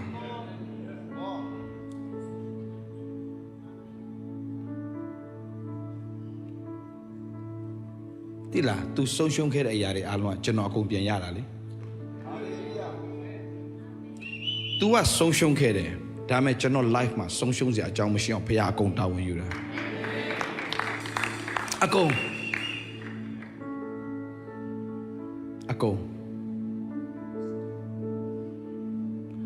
ဘာမှပူပင်စရာမရှိတဲ့ဘဝထဲမှာကျွန်တော်ဖခင်ထားတာဘာလို့တိလားဆုံးရှုံးခဲ့ပြီးသွားပြီ generation တခုဒီ generation ကပြန်လဲရိတ်သိမ်းတဲ့ generation ဖြစ်စေတယ်ဘာကိုပြတာလဲယေရှုတင်တော့အကုန်ပေးဆက်ပြီးသွားပြီတင်ပေးဆက်စရာအကြောင်းမရှိတော့ဘူးတင်ရရိတ်သိမ်းရမယ့်ကာလပြန်ဖြစ်သွားပြီโอเค61မှာကြည့်အောင်ဟေရှာ61မှာစပြီးကြည့်အောင်ညီကိုမောင်မတော်အငယ်1ကနေစကြည့်မယ်ငယ်1ကနေစကြည့်မယ်အားလုံးတူကကြည့်အောင်ညီကိုမောင်မတော်ထာဝရဘုရား၏ဝိညာဉ်တော်သည်ငါ့ပေါ်မှာတည်တော်မူ၏အကြောင်းကစင်းရဲသားတို့ကဝမ်းမြောက်စရာတည်င်းကိုကြားပြောစေခြင်းကငါ့ကိုဒီအကြောင်းအရာကဘာဘူးလုံနိုင်ငံနဲ့ပြန်လဲပြီးတော့မှနှင်ထုတ်ခြင်းခံရတယ်နှင်ထုတ်ခြင်းခံရတဲ့ဣသလလူမျိုးတွေကိုဖျားကဟေရှာယအဖြစ်ပြန်အားပေးတဲ့စကား ဒီ generation ကြတော့ဟေရှာယနေရမှာကျွန်တော်ကအခုပြန်ပြီးတော့မှဒီစကားကိုလက်ဆင့်ကမ်းတဲ့အခွင့်ကိုဘုရားကပြင်ဆင်ပေးတယ်ကျင်းတည်တဲ့တစ်ခုကတော့ဒီစကားဟာသင်အတွက်ဖြစ်တယ်ဆိုတာကိုသင်စိတ်ချစေခြင်းနဲ့ Hallelujah အချိန်တိုင်းမှာကျွန်တော်ဆုတောင်းတဲ့အရာတစ်ခုကဒီမှာလာတဲ့ညီကိုမောင်မတွေအတွက်ဖခင်ရဲ့ဓာတ်ရိုက်စကားကြားရပါစေကျွန်တော်ကျမ်းစာဖတ်ပြီးတော့မှကျွန်တော်ခွာရတဲ့အရာကိုလာပြောနေတာမဟုတ်ဘူးဖခင်သခင်ဘာပြောစေချင်တာလဲဆိုတာကိုကျွန်တော်ဖခင်မျက်မှောက်တော်ထဲမှာဝင်ပြီးတော့မှနေပြီးတော့မှစိတ်ပြီးတော့မှအထက်နဲ့စီးထွက်လာတဲ့အရာကိုကျွန်တော်ပြောဖို့ရန်အတွက်ကျွန်တော်အသုံးခါတဲ့လူတတ်တတ်ပဲဖြစ်တယ်အဲ့ဒီချိန်တုန်းကဟေရှာယကဣသရာလူတွေကိုပြောတယ်ယနေ့ဒီချိန်မှာဒီစကားကိုကျွန်တော်အားဖြင့်ဖခင်ကဒီ generation ကိုဒီမိသားစုတွေကိုဖခင်စကားပြောနေတော့ကြောင်းဒီနှုတ်ကပတ်တော်ငါအတွက်ဖြစ်တယ်လို့သင်ခံယူပါမကြခင်မှာဟာလေလုယာမကြခင်မှာလာတော့မဲ့ဖခင်စကားတွေအားလုံးကသင်အတွက်ဖြစ်တယ်လို့သင်ခံယူရင်အဲ့ဒီစကားတွေအားလုံးကသင်အထဲမှာနေရာယူလာလိမ့်မယ်သင်မိသားစုထဲမှာနေရာယူလာလိမ့်မယ်သင်ရတတ်တာထဲမှာနေရာယူလာလိမ့်မယ်ဖခင်စကား I'm ready to receive his word လို့ပြောရအောင် I'm ready to receive his word in Jesus mighty name amen hallelujah ဒီနေ့ဟေရှာယ61ထဲကဖခင်စကားဟာကျွန်တော်ကျမအတွက်ဖြစ်ပါတယ်လို့ဝန်ခံကြရအောင်အာမင်မချခင်လာတော့မယ်1 2 3 4 5 6လာတော့မယ် Are you ready Are you ready Are you ready to receive his word Are you ready Amen good if you're ready then okay let's start reading this ထာဝရဘုရား၏ဝိညာဉ်တော်သည်ငါ့ပေါ်မှာတည်တော်မူ၏အငယ်1မှာသမီးလေးအကြောင်းမူကားဆင်းရဲသားတို့ဟာဝမ်းမြောက်စွာတရင်ကိုကြားပြောစီခြင်းငါ့ကိုပိတ်သိပ်ပေးတော်မူသည်ဟေရှာယကဘသူအကြောင်းပြောတာဆိုတော့ဒီဥစ္စာကသူကပရောဖက်ကြီးယေရှုခရစ်တော်ရဲ့မင်္ဂလာစကားကိုယေရှုခရစ်တော်ရဲ့မင်္ဂလာစကားကိုသူကသယ်နေပြီဒီစကားကဘယ်မှာပြောထားလဲဆိုတော့ယေရှုကိုယ်တိုင်ဒီစကားသူ့အကြောင်းဖြစ်တယ်ဆိုတာသူပြောထားတာဟုတ်ပြီနော်ဒါပေမဲ့ထူးဆန်းတာတစ်ခုရှိတယ်ဒီဥစ္စာဖတ်ပြီးသွားရင်ကျွန်တော်တို့ယေရှုကိုယ်တိုင်ဖတ်တဲ့ဟာကိုကျွန်တော်ပြန်ကြည့်ရအောင်ဟုတ်ပလားညီကောင်မောင်တို့ဒါရေးကြည့်သွားပြီဟေရှာယကထရဖေဝိညာဉ်တော်ဒီငါ့ပေါ်မှာတည်တော်မူ၏အကြောင်းမဆင်းရဲသားတို့ကဝမ်းမြောက်စရာတရင်ကိုကြားပြောစေခြင်းကငါ့ကိုဗိတ်သိပ်ပေးတော်မူပြီးနှလုံးကြေကွဲသောသူတွေဒါဆိုဖခင်ရဲ့သဘောတဘာဝပါကြီးလေယေရှုခရစ်တော်ဒီလောကကိုဆေလွတ်တဲ့နံပါတ်1အချက်က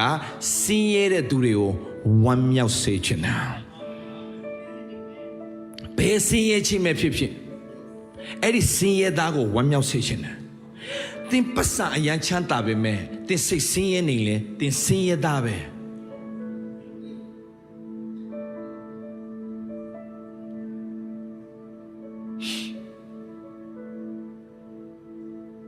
တင်ပတ်စအရန်ချမ်းသာမဲ့တင်အနာမှာတင်ကိုခင်မင်တွေ့တာချစ်ခင်တဲ့အပေါင်းတင်တယောက်မှမရှိဘူးဆိုတင်ဆင်းရဲသားပဲလူဆိုတာအပေါင်းတင်အတိုင်းဝိုင်းဆိုတာရှိပါတယ်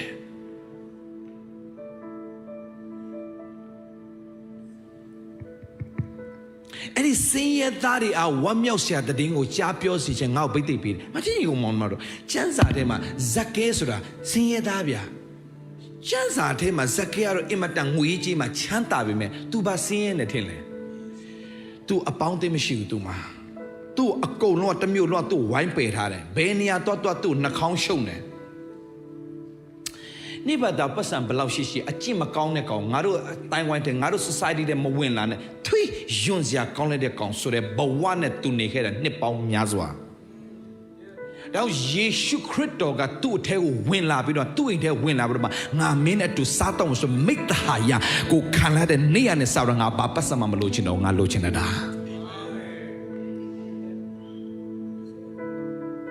စင်ရသားတို့ကဝမ်းမြောက်စရာတဲ့ကိုကြားပြောစေခြင်းကငါကိုဗိတ်သိပ်ပြီးတော်မူပြီးနှလုံးကြေကွဲသောသူတို့၏အနာကိုစီးစေခြင်းက၎င်းကြည့် life မှာတာသမီအရေးနဲ့နှလုံးကွဲနေသူတွေရှိတယ်ခင်မွန်းတဲ့ဇနီးတဲ့ကိစ္စအိမ်တော်ရဲ့ကိစ္စနဲ့နှလုံးကြေကွဲနေသူတွေရှိတယ်အမျိုးသောအကြောင်းအရာနဲ့နှလုံးကွဲကျိန်နေသူတွေရှိတယ်အဲ့အတွက်ဖျားလာတာအာမင်ညီကောင်မောင်မတော်အာမင် လင်းစရာရှိတယ်ပတ်ဝန်းကျင်မှာဖြစ်ပျက်တဲ့လူတွေအားလုံးကိုတင်အဲ့ဒီဘိတ်သိရှိတော့သူနဲ့မိတ်ဆက်ပေးကြည့်စား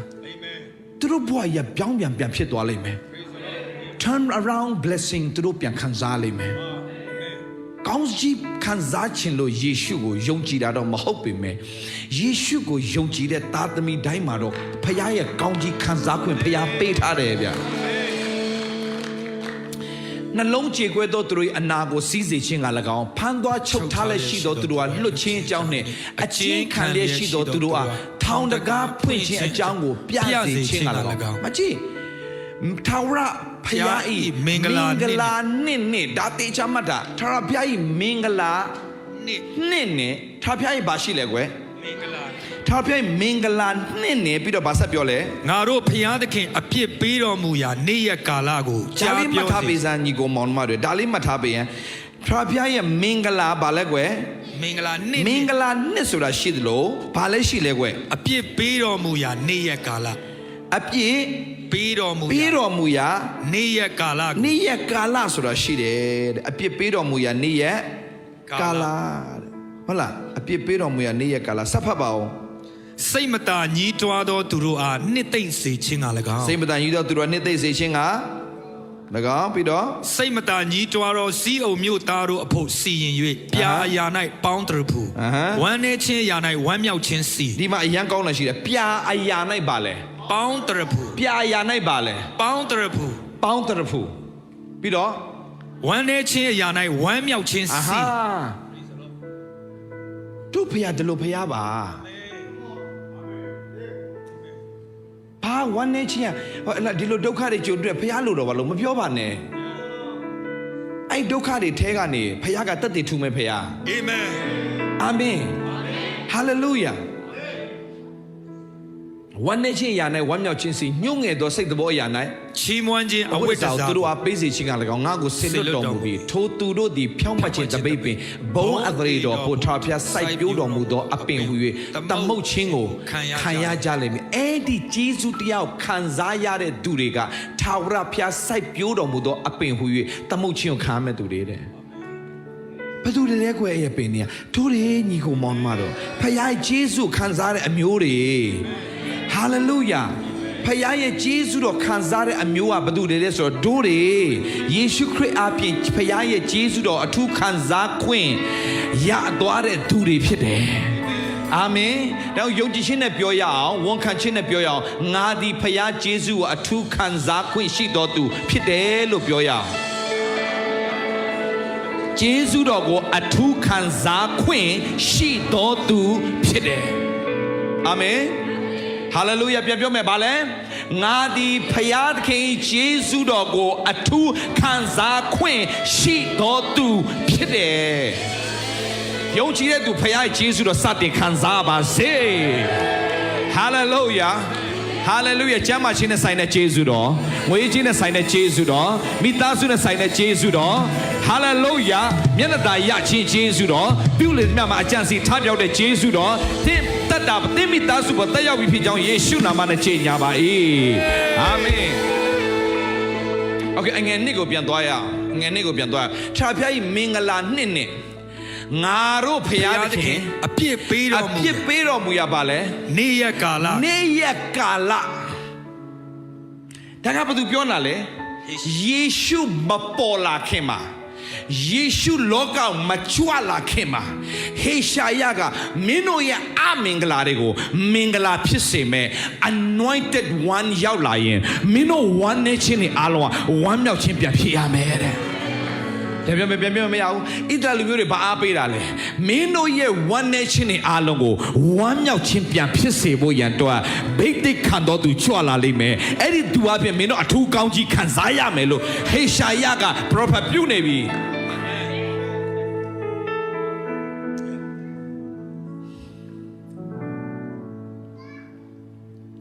လူကာခန်းကြီး၄အငယ်14ကိုကြည့်ရအောင်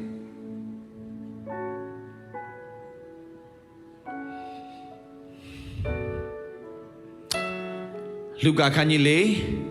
ယေရှုသည် ဆက်လေယေရှုသည် ဝိညာဉ်တော်တကုန်းနှင့်ဂါလိလဲပြည်သို့ပြန်၍တည်င်းတော်သည်ပတ်ဝန်းကျင်အရက်တို့၌အနှံ့အပြားကြော်စိုးလေ၏ တရားစရ၌ တရားစရာတို့၌ဆုံးမဩဝါဒပေးတော်မူ၍လူအပေါင်းတို့သည်ကိုယ်တော်ကိုချီးမွမ်းကြ၏ ကိုတော်ကိုဘာဖြစ်လဲ ချီးမွမ်းကြ၏ ချီးမွမ်းကြတယ်ချီးမွမ်းကြတယ်ဆက်သွား ကြီးပွားတော်မူရာနာဇရက်မြို့သို့ရောက်ပြန်လင်ထုံးစံတော်ရှိသည့်အတိုင်းဥပုံနေ၌တရားစရာတို့ဝင်၍ကျမ်းစာကိုဖတ်ယူခြင်းကထတော်မူ၏ ဘသူထတာလဲ ယေရှု ယေရှုထားပြီ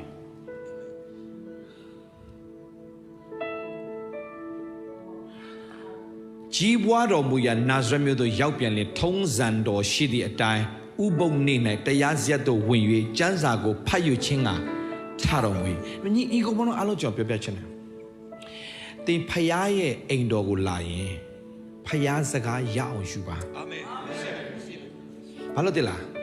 just one word can change your entire life ဖယားစကားတစ်လုံးလေးကတင်ဘဝတစ်ခုလုံးကိုပြောင်းလဲသွားစေနိုင်တယ်ဘလောက်ပဲတငါတဲ့ဘဝနဲ့နှစ်ပေါင်းများစွာကြိုးစားခဲ့ပါစေတနေ့မှာယေရှုကသူ့လှေထဲရောက်လာပြီးတော့မှရေနဲ့ရအရက်တို့ရွှေ့လဲငါးကိုအုပ်ဆိုတဲ့စကားလေးကသူ့ဘဝကိုငါးမြတဲ့တငါးနဲ့လူကိုမြတော့တငါးပြန်ဖြစ်သွားစေတယ်ဘဝရပြောင်းလဲသွားတယ်ဒီကိုဖျားသခင်ကထပ်ပြီးတော့မှချီးမြှောက်မဲ့အရာတွေအများကြီးရှိနေတယ်တင်ဒီတိုင်းမဲ့သွားနေမယ်လို့မထင်နဲ့တင့်ကိုဒီထက်ဖျားချီးမြှောက်စရာတွေရှိသေးတယ်မကြားမှာဆိုလို့ပြန်ပြောမယ်ကျွန်တော်ဝိညာဉ်ထဲကနေဖျားပရောဖက်ပြုခိုင်းသောစကားတင့်ကိုဒီထက်ဖျားတာ၍ချီးမြှောက်အောင်မယ်ဆိုတာကိုတင်သိစေခြင်းနဲ့ဖျားကလုပ်ငန်းနဲ့ဆိုင်တဲ့ကောင်းကြီးတွေတခါမှအိမ်မက်တောင်မမတ်ဘူးသေးတဲ့လုပ်ငန်းတွေတင်စတင်လို့အကောင့်ထဲပေါ်ရတဲ့အခွင့်ကိုပြုဖို့ရန်အတွက်တင်နဲ့လက်တွဲမဲ့သူတွေဖျားကန် divine connection တခုပြီးတခုချိတ်ဆက်လာတဲ့အချိန်ကာလရောက်လာလိမ့်မယ်တင်အတွက်အင်မတန်သစ္စာရှိတဲ့သူတွေဖျားကန်တင်ကိုပို့ဆောင်လာပေးလိမ့်မယ်တင်တောင်လှုပ်ရှားမလို့သူတို့ကအကုန်လှုပ်သွားပေးလိမ့်မယ်တင်ကိုချစ်တဲ့နှလုံးသားသူ့ထဲမှာဖျားကထည့်ထားပေးပြီးတော့မှတင်ကိုလက်တွဲပြီးတော့လှုပ်ဆောင်ပြီးတော့တင်အကျိုးအတွက်သူကအစေခံတဲ့ခွင့်ကိုဖျားကန်ပြင်ဆင်ပေးလိမ့်မယ်အဲ့ဒါက divine connection Say I receive it. Shakarabasu koroboyaba. ကြီးပွားတော်မူရာနာဇရက်မြို့သို့ရောက်ပြန်လင်ထုံးစံတော်ရှိသည့်တိုင်ဥပုပ်နေနဲ့တရားစရက်သို့ဝင်၍ကျမ်းစာကိုဖတ်ခြင်းကယေရှုထားပြီ။စပ်ဖတ် ဇယက်ဆောင်သည် prophet ဟေရှာယ၏ကျမ်းစာကိုပေးသည်ဖြစ်၍ကျမ်းစာကိုဖွင့်တော်မူလင်တွေ့သောအချက်စကားဟုမူကားထာဝရဘုရား၏ဝိညာဉ်တော်သည်ငါအပေါ်၌တည်တော်မူ၏ဘယ်စကားလဲ ထာဝရဘုရား၏အခုနဘာစကားလဲဟေရှာယ61ပြောတဲ့စကားကို तू ပြန်ဖတ်နေပြီခုဟေရှာယကြီးပြောထားတဲ့စကားကိုဘာဘူးလုံကလွတ်မြောက်လာတဲ့သူတွေကိုပြောနေတဲ့အချိန်အဲ့ဒီပြောတဲ့စကားကိုဘယ်သူအကြောင်းပြောတာလဲဆိုဟေရှာယယေရှုအကြောင်းပြောနေတာယေရှုအကြောင်းကိုပြောနေတာကိုယေရှုကအဲ့ဒီကျမ်းစာကိုယူရဖတ်ပြီသူကကျမ်းစာကိုဖွင့်တော်မူလင်တွေ့သောအချက်စကားဟုတ်မူကကျမ်းစာအုပ်ကြီးမဟုတ်ဘူးသူကထိုရာဆိုတဲ့ဒီတရေအလိတ်ကြီးကိုသူကဖတ်ပြတာဒီမှာသူတို့အလိတ်ကြီးတွေနဲ့ဆိုဖတ်တယ်ဒီမှာဟဲ့လားသူ့ကိုပေးလိုက်ပြီတွေ့သောအချက်စကားဟုတ်မှာဆက်သွားထာဝရဘုရား၏ဝိညာဉ်တော်သည်ငါအပေါ်မှာတည်တော်မူ၏ဒါကြောင့်မှတ်ထားညီကိုမောင်မတော်ဒီနေ့တင်ဒီမှာဒီနှုတ်ကပတ်တော်ကြားတာတိုက်ဆိုင်ခြင်းလုံးဝမဟုတ်ပဲသင်ဘဝအတွက်ကောင်းကြီးဖြစ်စေတဲ့စကားတကယ်ရရှိခံစားစေမယ့်စကားဖြစ်တယ်ဆိုတာကိုယုံကြည်ရတဲ့သူတွေဖြစ်ပါစေဟာလေလုယာဖခင်မှာတိုက်ဆိုင်ခြင်းမရှိပါတင်ဒီမှာရှိနေခြင်းဟာဖခင်သခင်တိုက်ဆိုင်ခြင်းလုံးဝမဟုတ်ပါဖခင်ရဲ့ပို့ဆောင်ခြင်းကျေးဇူးတော်တတ်တတ်ကြောင့်တင်ရောက်နေတာပါဒီစကားကိုကြားခြင်းဟာတနေ့တင်တတ်တယ်ခံစရာအကြောင်းဖြစ်ပါလိမ့်မယ်ဒီနေ့ဒီဖခင်เจ้าမှာငါလာလိုက်တယ်ဒီနေ့ငါလာလိုက်တဲ့အရာကဒီနေ့ငါကိုဖခင်ပြောလိုက်တဲ့စကားအားဖြင့်ငါလွတ်မြောက်ဖို့အကြောင်းဖြစ်စေခဲ့တယ်ဆိုတဲ့တတ်တယ်ခံခြင်းနဲ့ကောင်းကြီးဖြစ်စေတယ်ဆိုတဲ့အရာတွေ idea တစ်တွေရသွားတယ်ဆိုတဲ့အရာတွေတနေ့တင်တတ်တယ်ခံရလိမ့်မယ် This is the day that the Lord has made and I will rejoice and be glad in it. ဆိုပါဘဝိညာဉ်တော်ဒီငါပေါ်မှာတည်တော်မူ၏ဆက်သွားအကြောင်းမူကားစင်ရဲသားတို့ဟာဝမ်းမြောက်စရာတည်င်းကိုကြားပြောစီခြင်းကငါ့ကိုဗိတ်သိက်ပေးတော်မူဟေရှာယကသူ့အကြောင်းပြောတဲ့စကားကိုသူခုပြန်ပြောနေပြီ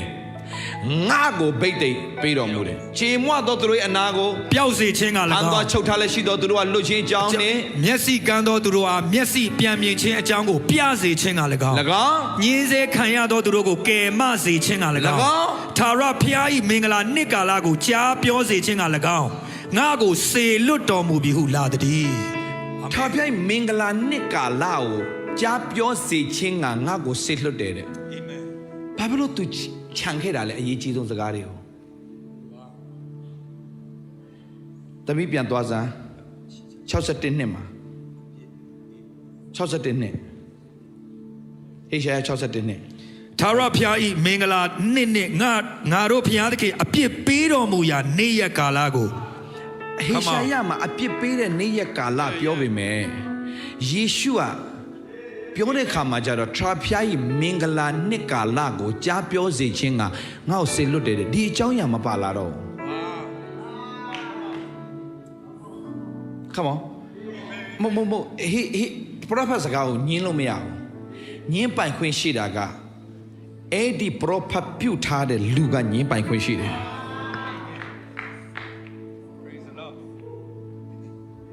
Come on ထရာဖျားကြီးမင်္ဂလာနှစ်နဲ့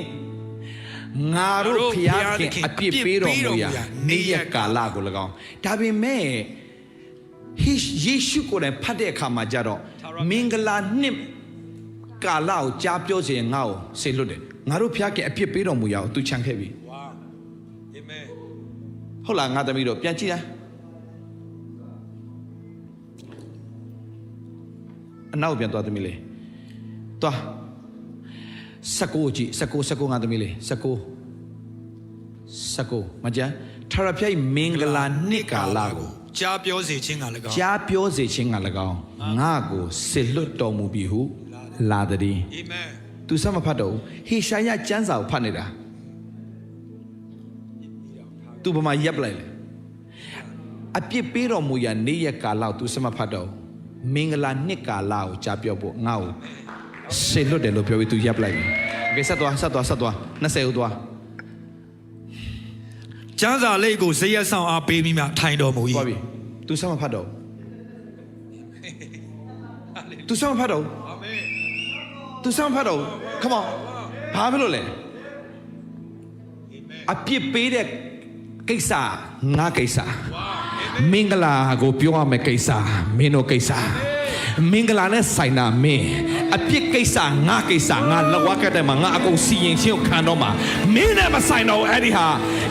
ဆိုင်တဲ့အရာတွေအားလုံးမင်းကိုပြောမယ်မင်းနဲ့ဆိုင်တာဘာလဲမင်္ဂလာမင်းနဲ့မရှိပြောယေရှုအပြစ်တင်ကဘယ်သူနဲ့ဆိုင်သွားပြီလဲမင်္ဂလာနဲ့ဆိုင်တော့သူဖြစ်သွားပြီ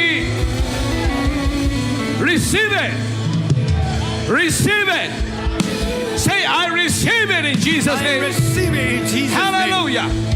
ဒီအထက်မှာဘာပြဿနာခက်ခဲတွေရှိပါစေယေရှုအပြစ်ငါသည်မင်္ဂလာနဲ့ဆိုင်တော်သူဖြစ်တယ်လို့သင်ဝန်ခံရင်ဒီအထက်မှာအာမင်္ဂလာချနေရယူလို့မရတော့ဘူးလေယေကျမ်းစာကိုလိပ်ပြီးတော့မှဖတ်ပြီးတာနဲ့ကျမ်းစာကို it is ကျန်တဲ့ကိစ္စမင်းနဲ့မဆိုင်လို့ငါမဖတ်တော့ဘူးမင်းနဲ့ဆိုင်တဲ့အရာကိုငါဖတ်မယ်မင်းနဲ့ဆိုင်တဲ့အရာကိုငါဖတ်မယ်မင်းနဲ့မဆိုင်တဲ့အရာကိုငါမဖတ်တော့ဘူးကျန်တဲ့ကိစ္စအဲ့ဒါငါကိစ္စကျန်တဲ့ကိစ္စငါကိစ္စအရှိအပိုင်းကမင်းကိစ္စမင်းနဲ့ဆိုင်တဲ့အရာကိုငါပြောမယ်ကျွန်တော်နဲ့ဆိုင်တဲ့အရာပါလဲ19 လူကာခန်းကြီး49ကဒုနဲ့ဆိုင်တဲ့အရာပါလဲတင်းရတတ်တာထဲမှာဆင်းရဲခြင်းတွေကနေဝမ်းမြောက်ခြင်းတွေပြန်ဖြစ်လာလိမ့်မယ်ငိုကြွေးခြင်းကနေတချင်းဆိုရတဲ့ခွင့်ရလိမ့်မယ်ဆုံးရှုံးခဲ့တဲ့အရာတွေအစတရားပြန်လဲပြီးတော့ဂျိတ်တဲတာခွင့်မပြခင်ပြင်ဆင်ပေးလိမ့်မယ်မမြင်ခဲ့ဘူးဘာလို့ဘာကံမှမသိဘူးဝิญဉ်မျက်စိကမ်းပြီးတော့ယူပါယုံမဲ့တဲ့တတ်တာနေမျက်စိပြန်မြင်ရတဲ့ခွင့်ပြခင်ပြင်ဆင်ပေးလိမ့်မယ် hallelujah hallelujah ဒီမျက်စိကိုအဓိကပြောတာမဟုတ်ဘဲနဲ့ကျွန်တော်တို့ရဲ့အနာဂတ်ပြောင်းနေတဲ့အတ္တတွေလမ်းစာပြောင်းတဲ့အတ္တတွေဘာလို့ဘာကံမှမသိတဲ့သူတွေဒါမဲ့ God will make a way for you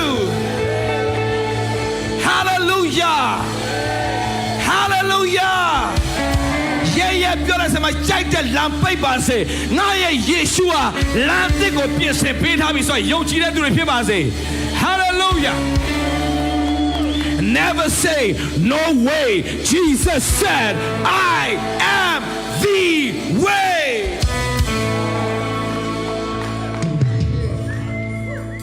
Hallelujah ညင်စေခံတော့သူတို့ကဲမစေခြင်းကကျွန်တော်မြန်မာပြည်သားလောက်ညင်စေခံတာမရှိတော့ဘူးလို့ကျွန်တော်ထင်တာပဲဗျာကျွန်တော်ငယ်ငယ်တည်းက25ချက်တန်ခေတ်မှာပတ်စံကိုတစ်တာနဲ့တင်ထားတဲ့ဖွဲ့တွေ25ချက်တန်မိသားစုစောင်းဟလာတတ်ဆာစားမကုန်တင်ထားတာ25ချက်တန်နဲ့တည်င်းထွက်လာတယ်ဒီနေ့ဆာ25ချက်တန်ကုန်သိမ့်လိုက်ပါပြီအသုံးဝင်တော့ပါဘူးသွားပြီကျွန်တော်နိုင်ငံကြီးမပြောပါဘူးပြောပါဦးအခြေအနေလေးပြောပြတယ်အခြေအနေလေးတွေပြတ်တာမရှိဘူးညီကောင်မတော်ပြောလိုက်ပြတ်တာမရှိဘူးပြောလိုက်ပြတ်တာမရှိဘူးဘာပြတ်တာမှမရှိဘူးညီကောင်မောင်မတော်တင်းအောင်မဆမယ်ဖျားရှိနေသေးဘာပြတ်တာမှမရှိဘူးတင်းအောင်မဆမယ်ဖျားရှိနေသေးဘာပြတ်တာမှမရှိဘူးဟာလေလုယာတင်းအောင်မဆမယ်ဖျားရှိနေဘာပြတ်တာမှမရှိဘူးအာမင်အာမင်ကျွန်တော်မကျင်တဲ့လို့ထောင်ထဲထည့်လဲထောင်ထဲမှာကျွန်တော်ကအစေပဲလေအစေပဲလေဖျားရှိတဲ့နေရာတဲ့အစေပဲလေကျွန်တော်အပြည့်အဲ့ထောင်တော်မှာကောင်းကြီးဖြစ်လိုက်သေးတယ်လေထောင်ထဲထွက်တဲ့နေ့တော်မှာအကြီးကဲတွေအကုန်လာပြီးတော့မှကျွန်တော်လာပြီးတော့မှယေရှုတင်တယ်လေဆရာ3လလေးနေတော်မှာဒီလောက်ဖြစ်သွား3နှစ်တာဆိုကျွန်တော်တို့ရဲ့ထောင်ကဟိုတယ်ဖြစ်သွားပြီဆရာ3လစီမံကိန်းသွားလို့ပြီးတော့ပြန်ထွက်လာတာဒါပဲ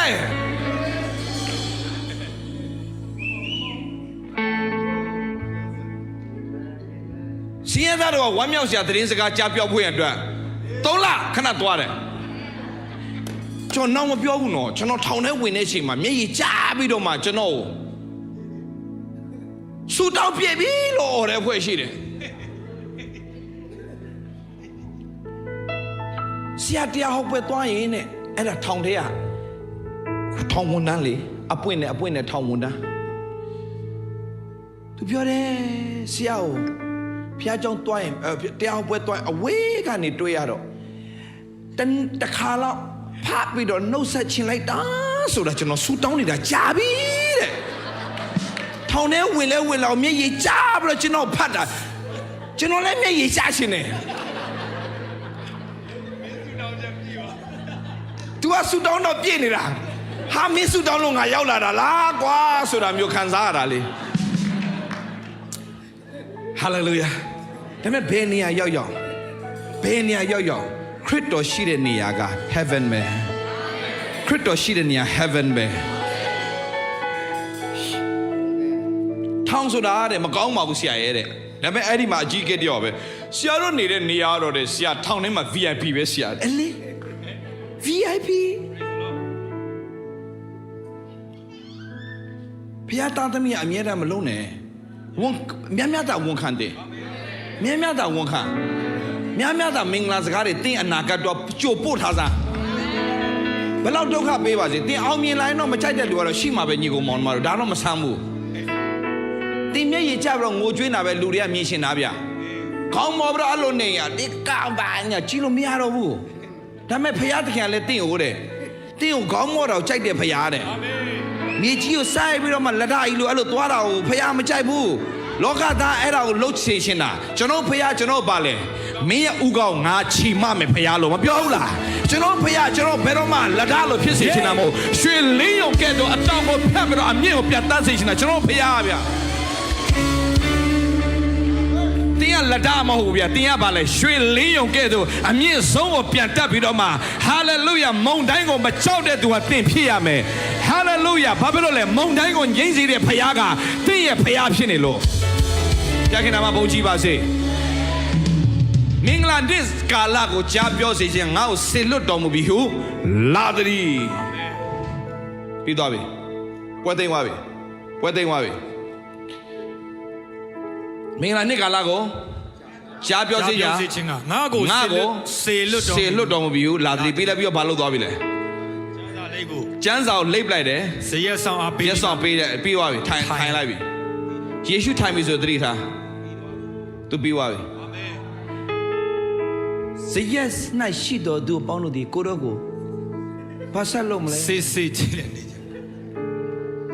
ရှင်းလည်းမရှင်းပြဘဲနဲ့ဖတ်ပြီးတော့ထိုင်လိုက်ပြီသူရှင်းပြမှာဒီကိစ္စ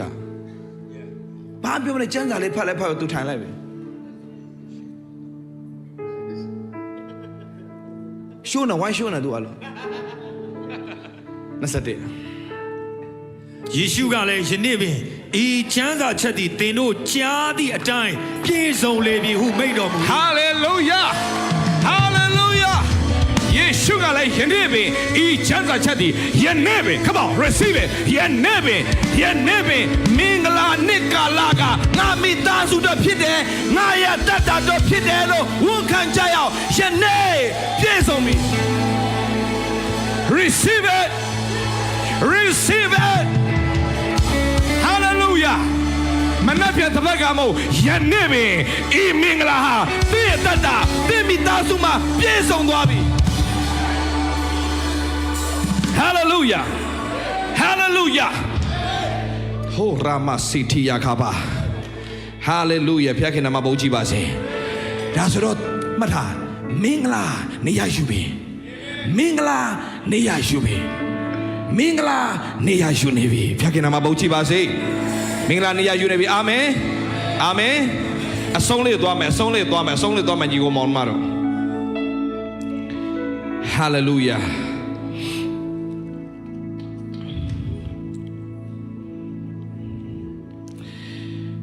ဒီနေ့သင်တို့ဖခင်ပြောတဲ့စကားငါ့ကိုမဆာမဲ့ဖခင်ရှိတယ်ဆိုတော့တစ်ချက်ကိုပြင်ဘယ်အခြေအနေမှာပဲရောက်ပါစေသင်ကိုအာမခံချက်ပေးတဲ့ဖခင်ဘာပြောလဲယနေ့ပင်ဤမင်္ဂလာဟာပြည့်စုံမယ်အာမင်ဒါကြောင့်သင်ငါအရှင်ကငါအတွက်မင်္ဂလာကိုပြင်ဆင်ပေးပြီးသွားပြီငါနဲ့ဆိုင်တာပါလဲငါနဲ့ဆိုင်တာပါလဲငါနဲ့ဆိုင်တာပါလဲမင်္ဂလာဆိုတာသင်လုံးဝစိတ်ချရဲ့အာမင်ဒါဆိုသင်ရဲ့အာမင်္ဂလာတွေအားလုံးဘသူယူသွားပြီလဲလက်ဝါးကတိုင်မှာယေရှုယူသွားပြီသင်ရဲ့အာမင်္ဂလာတွေအားလုံးဘသူယူသွားပြီလဲယေရှုယူသွားပြီဒါဆိုသင်ရဲ့အာမင်္ဂလာဘာမှမဆိုင်တော့ဘူးဒါဆိုရင်သင်ပြောမယ်ဆရာဒါဆိုကျွန်တော်ဘာကြောင့်ဒီလိုဒုက္ခရောက်တာလဲသင်မင်္ဂလာစကားကိုစမှမပြောသေးတာကိုသင်နဲ့မင်္ဂလာဆိုင်တယ်လို့သင်စပြောကြည့်လေသင်စပြောကြည့်လေအခုနညီမလို့ဗောသူ့မှာယောဂဖြစ်နေတယ်သူအောက်လန်းအထက်လန်းအလယ်လန်းကြိုက်တဲ့လောက်ကုပို့ဆိုးသွားတယ်ဆရာဝန်နဲ့ကုတယ်ဆရာဝန်လည်းရှာမတွေ့ဘူးဒါပေမဲ့လက်ဝါးကတ်တိုင်မှာခံတော့တန်ချက်တော့ငါနာယောဂငြိမ့်ပြီးဝန်ခံနေရင်နဲ့တင်းရအမင်္ဂလာတင်းရအနာဆိုးတွေကိုလက်ဝါးကတ်တိုင်မှာယူသွားပေးတဲ့ယေရှုနာမဝန်ခံတော့ကြောင့်ဘယ်ချိန်ပျောက်သွားမှာဒီဘလောက်ပဲဆုံးရှုံးခြင်းနဲ့နေရာယူပါစေဘလောက်ပဲအမင်္ဂလာတွေနေရာယူပါစေငါဒီယေရှုနဲ့ဆိုင်သောကြောင့်မင်္ဂလာရှိတော်သူဖြစ်တယ်ငါနဲ့ဆိုင်တာမင်္ဂလာနတ်တိုင်းမှာခံစားမှာမင်္ဂလာနေ့တိုင်းမှာခံစားမှာမင်္ဂလာနေ့တိုင်းမှာခံစားမှာမင်္ဂလာလို့နေ့တိုင်းဝန်ခံတတ်လာရင်အမင်္ဂလာနဲ့အကုန်မင်္ဂလာပြောင်းသွားလိမ့်မယ်ဟာလေလုယာ61ငယ်30အားလုံးမတ်တရက်ပြီးတော့ဖတ်ရအောင်Hallelujah 61 10လောက်ကနေမသွားဘူးကျွန်တော်တို့ Hallelujah ရှစ်ကနေစဖတ်မယ် No ရှစ်ကနေဖတ်ချင်ဘူး Hallelujah ဒီလိုဖတ်တော့မယ်ဒီလိုဖတ်တော့6ကနေစဖတ်မယ်ငါတို့မူကားဖတ်မယ်ငါတို့မူကားလို့ဖတ်မယ်တင်းတို့မူကားလို့မဖတ်တော့ဘူးငါတို့မူကားထာဝရဘုရား၏ယေဘရဟိဟူ၍၎င်းငါတို့ဘုရားခင်အမှုတော်ထမ်းဟူ၍၎င်းတမုတ်ချင်းကိုခံရကြလိမ့်မည်တပါမျိုးသားတို့၏စီးစိမ်ကိုစာ၍သူတို့၏ဘုန်းတင်၌ဝါကြွားဝါမြောက်ကြလိမ့်မယ်ဟာလေလုယာဘေးနာရှိတယ်ပြောလိုက်စမဖခင်မှာတင့်ဘေးနာရှိတယ်သူပြောလိုက်အဲ့ဒါတင့်အတွက်ဖြစ်တယ်ကျွန်တော်အတွက်ဖြစ်တယ်လို့ပြောရအောင်အဲ့ဒါတင့်အတွက်ဖြစ်တယ်ကျွန်တော်အတွက်ဖြစ်တယ်ဟာလေလုယာသင်တို့ဆိုတဲ့နေရာမှာငါတို့ဖတ်မယ်ငါတို့အဆက်ခွဲခြင်း အရာ၌နှစ်ဆသော အကျိုးကိုခံရ ပြောဘယ်နှဆလဲနှစ်ဆသောအကျိုးကိုခံရ၍အတရေပြတ်ခြင်းအရာ၌၎င်းလေသူတို့အဖို့ကိုခံစားလေဝမ်းမြောက်ကြလိမ့်မယ်သူတို့မြင်၌နှစ်ဆသောအဖို့ကိုအမွေခံရခမဘယ်နှဆလဲ နှစ်ဆသော အမွေခံရချဖျားထာဝရဝမ်းမြောက်ခြင်းနှင့် ပြည့်စုံကြလိမ့်မည် ခဏဒုက္ခပဲမဲ့ထာဝရဝမ်းမြောက်ခြင်း အာမင် ထာဝရဝမ်းမြောက်ခြင်းမကြားမဆိုလို့ပြန်ဖတ်ထာဝရ ဝမ်းမြောက်ခြင်းနဲ့ပြည့်စုံကြလိမ့်မည် ပြောထာဝရဝမ်းမြောက်ခြင်းနဲ့ပြည့်စုံလိမ့်မည် ထာဝရဝမ်းမြောက်ခြင်းနဲ့ပြည့်စုံကြလိမ့်မည် ဟာလေလုယာဒီအဆက်ခွဲခဲ့တဲ့အရာတွေဘုရားခင်အဲ့ဒီလူတွေရှင်းပါပဲဘုရားပြန်ချီးမြှောက်လိမ့်မယ်ပြီးတော့ဘုရားပြန်ချီးမြှောက်လိမ့်မယ်ပြီးတော့အဆက်ခွဲတဲ့လူတွေရှင်းပါဘုရားပြန်ချီးမြှောက်လိမ့်မယ်ဟာလေလုယာ အာမင် တင်းရောမစီရနဲ့မတရားယူသွားတဲ့အရာတွေဘယ်တော့ပဲရှိပါစေတင်းရောဖခင်အစပေါင်းများစွာပြန်လဲကောင်းချီးပေးလိမ့်မယ်ယုံကြည်တဲ့သူအာမင်ထူရအောင် အာမင် ဟာလေလုယာ အာမင် ထာဝရဝမ်းမြောက်ခြင်းနဲ့ပြည့်စုံကြလိမ့်မယ်တင်းနဲ့ဆိုင်တာပါလေထာဝရဝမ်းမြောက်ခြင်းတင်းနဲ့ဆိုင်တာပါလေထာဝရ ဝမ်းမြောက်ခြင်း တင်းနဲ့ဆိုင်တာပါလေ ထာဝရဝမ်းမြောက်ခြင်း good ရှေ့ကိုသွားမယ် အကြောင်းမူကားငါထာဝရဘုရားသည်တရားသဖြင့်စီရင်ခြင်းကိုနှစ်သက်၏ အမတ်ထားအဲ့ကျမ်းစာဖတ်တဲ့ချိန်မှာဖခင်ကပြောလဲငါမြန်မာပြည်ကိုအဲ့လိုငါအစပြုတာလုံးလုံးမှဖြစ်တယ်မတရားတဲ့နေရာတွေနဲ့တရားသောနေမင်းကထွက်လာလိမ့်မယ်တရားသောနေမင်းကထွက်လာလိမ့်မယ် receive it hallelujah amen လူယူချင်းအမှုနဲ့အာရမမှုကိုမုန်းတဲ့ဖခင်တစ္ဆာတိုင်း သူတို့အားအကျိုးကိုပေးမည် တစ္ဆာတိုင်းဘာဖြစ်လဲသူတို့အားအကျိုးကိုပေးမယ်သူတို့နဲ့ ထာဝရဗြိဉ္ဉ်ကိုဖွင့်မည် ဘသူနဲ့ပရိညင်ဖွဲ့မှာလဲငါတို့နဲ့ပရိညင်ဖွဲ့မယ်ဖေဟာဘာပရိညင်လဲထာဝရပရိညင်စဖငါတို့အမျိုးနွယ်တားစင်မြင့်ဆက်တို့သည်တပါမျိုးသားနေရအရရ၌ကြော်စောကြလိမ့်မည် hey hey amen hallelujah တင်းတို့မကောက်တင်းတို့တားတယ်သမီးတွေဟာသူများနိုင်ငံမှာတော့နာမည်ကြီးလိမ့်မယ်သူများနိုင်ငံမှာတော့ကောင်းစားလိမ့်မယ်သူများနိုင်ငံမှာကြီး hallelujah သူများအားကြတဲ့သူတွေဖြစ်လာလိမ့်မယ်ယုံကြည်တဲ့သူအာမင်ထူရအာမင် yeah ငါ hallelujah ငါတို့ဒီ ထာဝရဘုရားကောင်းကြီးပေးတော်မူသောအမျိုးနွယ်ဖြစ်ကြ၏မကြောက်ကျွန်တော်မကြောက်1 2 3ပြန်ဖတ် ငါတို့သည်ထာဝရဘုရားကောင်းကြီးပေးတော်မူသောအမျိုးနွယ်ဖြစ်ကြ၏ဟုသူတို့ကိုမြင်သောသူတို့ဆိုတဲ့နေရာမှာငါတို့လို့ပြောမယ်ငါတို့ကို မြင်တော်သူအပေါင်းတို့သည်ဝန်ခံကြလိမ့်မည် come on ကျွန်တော်မကြားသေးဘူးငါတို့ဒီထာဝရဘုရား ကောင်းကြီးပေးတော်မူသောအမျိုးနွယ်ဖြစ်ကြ၏ဟု သူတို့ကို မြင်တော်သူအပေါင်းတို့သည် ဘာလို့ကြောင့် ဝန်ခံကြလိမ့်မည် တင်တို့ကိုသူများကြည့်ပြီးတော့ဒီလူတွေကကောင်းကြီးရခံစားတဲ့လူတွေပါလားဆိုတော့သူတို့ကပြန်ပြောရလိမ့်မယ်တဲ့ hallelujah တစ်ဆယ်ဘာပြောပြီလဲ ထာဝရဘုရားကြောင့်ငါသည်အလွန်ဝမ်းမြောက်၍ငါ၏ဘုရားသခင်ကြောင့်ငါဝိညာဉ်သည်ရွှင်လန်းပြီ hallelujah တင်ဝမ်းမြောက်ရှာကြောင်းတွေလာတော့မယ်တင်ကနာကဒီနှုတ်ကပတ်တော်နဲ့ဆိုင်နေပြီ hallelujah တင်ဝမ်းနဲ့ရှိချုံတွေ့လိုက်အဲ့ဒီဂတိတော်တွေကိုတင်တွက်ပါဆိုတော့စတင်ဝန်ခံစားမှာ hey ထာဖျားကြောင့်ငါဒီအလွန် ဝမ်းမြောက်၍ ငါဤဖျားခင်ကြောင့် ငါဝိညာဉ်သည်ရွှင်လန်းပြီ အချမ်းမူက မင်္ဂလာဆောင်လူလင်သည် တောင်းတဖို့ကိုဆောင်းတဲ့တော့မင်္ဂလာဆောင်တို့သမီးသည်ဒဇာစင်တဲ့ကဲ့သို့၎င်းကဲတိချင်းအဝတ်ဒဇာနဲ့ ငါကိုဝိစင်စေ၍ဖြောင်းပတ်ခြင်းဝိလုံနှင့်ခြုံတော်မူပြီ yeah hallelujah hallelujah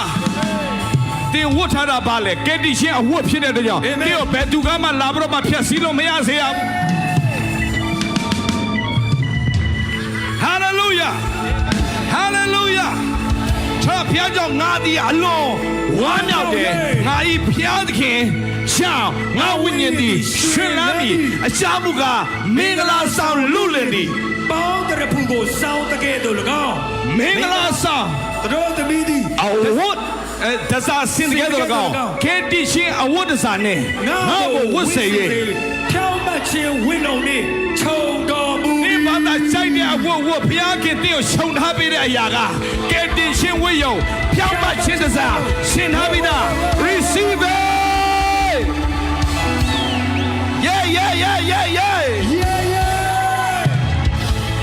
hallelujah ready လို့ထားခုနကစီးအောင်တို့သွားတယ်ချီးမွမ်းမယ်ရှင်ရှာခရာပါနောက်ဆုံး7